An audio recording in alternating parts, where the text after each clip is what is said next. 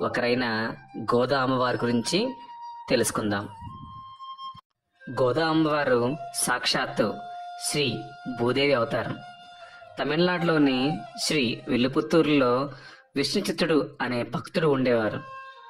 ఈ విల్లుపుత్తూరులోనే శ్రీకృష్ణ భగవానుడు మర్రి ఆకు మీద తేలుతూ ఈ లోకాన్ని రక్షించాడు అని నమ్మకం. అందుకే ఈ ఊరి ఆలయంలో ప్రధాన దైవం శ్రీకృష్ణ భగవానుడు. విష్ణుచిత్తుడు రోజు శ్రీకృష్ణ భగవానునికి పూలమాల సమర్పించి పూజించేవారు.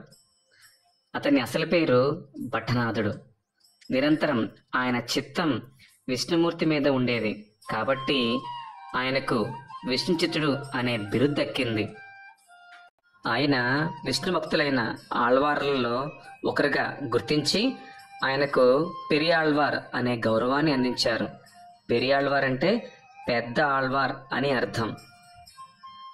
పెరియాళ్వార్ రోజు స్వామివారిని పూజించడం, స్వామివారికి పూలమాల సమర్పించడం ఇది అతని దినచర్య. పెరియాళ్వార్ ఒకసారి తులసి మొక్కల కోసం పాదులు తీస్తుండగా ఒక పాప కనిపించింది తులసివనంలో. ఆమెను సాక్షాత్తు దైవప్రసాదంగా భావించి ఆమెను పెంచుకోసాగాడు విష్ణుచిత్తుడు. ఆమెకు కోదై అంటే పూలమాల అన్న పేరుతో గారాబంగా పెంచసాగాడు. ఆ పేరు క్రమంగా గోదాగా మారింది. గోదాదేవి చిన్నతనం నుంచి శ్రీకృష్ణుని లీలలతో ఆడుతూ పాడుతూ పెరిగింది.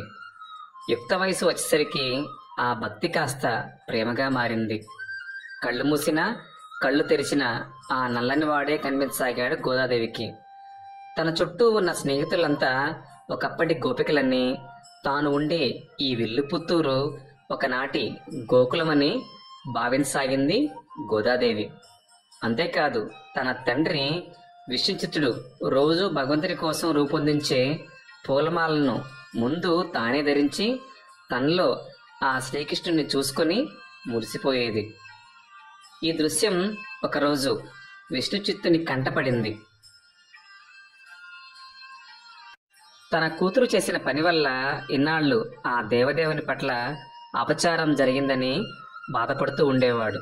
కానీ ఓ రోజు శ్రీకృష్ణ భగవానుడు అతని కలలో కనిపించి గోదాదేవి సాక్షాత్తు భూదేవి అవతారమని, ఆమె వేసుకున్న పూలమాల ధరించడం వల్ల తనకు అపచారం కాదు కదా, భక్తి అనే సుగంధం నిండి ఉండటం వలన తనకు ఎంతో ఆనందం కలుగుతుందని తెలియజేశారు. శ్రీకృష్ణ భగవానుడి మాటలు విన్న విష్ణుచిత్తుడు గోదాదేవి మహిమను తెలుసుకొని ఆమెను తనను కాపాడటం కోసం వచ్చిన దేవతా స్వరూపమని మనసును భావించారు విష్ణుచిత్తుడు. ఆనాటి నుండి ఆమెను ఆండాల్ అని పిలవసాగాడు. ఆండాల్ అంటే తనని కాపాడటం కోసం వచ్చిన శ్రీమూర్తి అని అర్థం.